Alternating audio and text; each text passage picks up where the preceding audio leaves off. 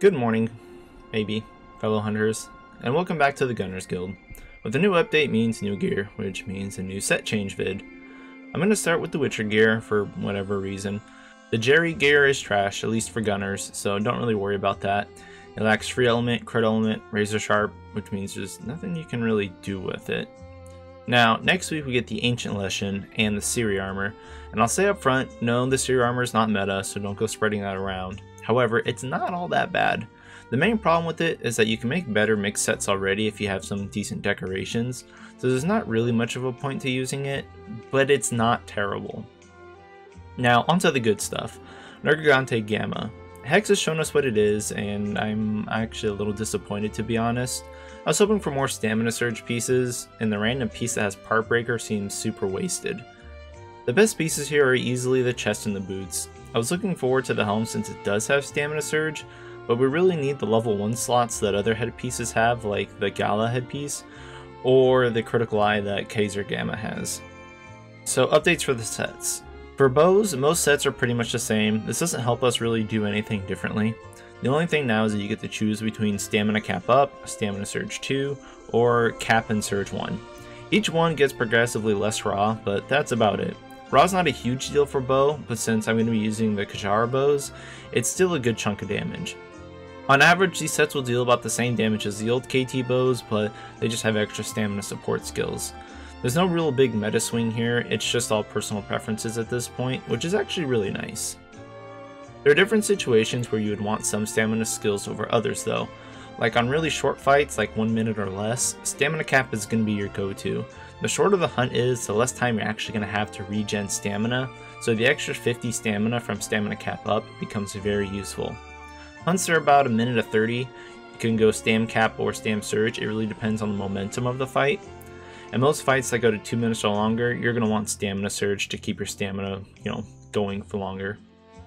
Now obviously, if you're not doing time attack runs, this doesn't really mean anything for you, so you're probably better off just using the old KT weapons, since they're going to hit harder anyway. To sum it up, there's no real changes, you just get a couple more options now, not that big of a deal. Alright, now on to heavy bowguns. Thanks to the Nergigante Gamma chest, we get an extra rank of max might, so Glutton can toss away the critical eye it had and go full attack. So it's going to get an extra 6 raw here, and that's about it.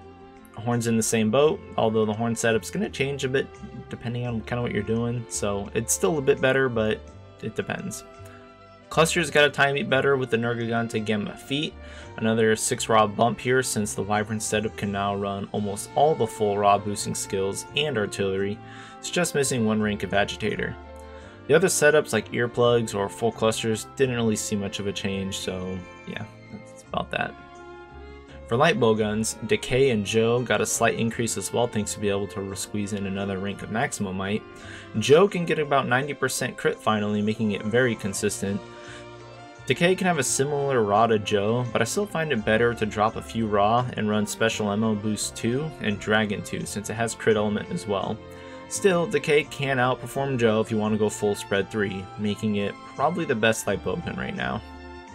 Support light bowgun didn't get any better, it already had like every single DPS boosting skill you could possibly throw on it. Well, if you want to get rid of Spare Shot, you can cram like 10 more effective raw, which is like 3% damage. That's really nothing, I wouldn't do it.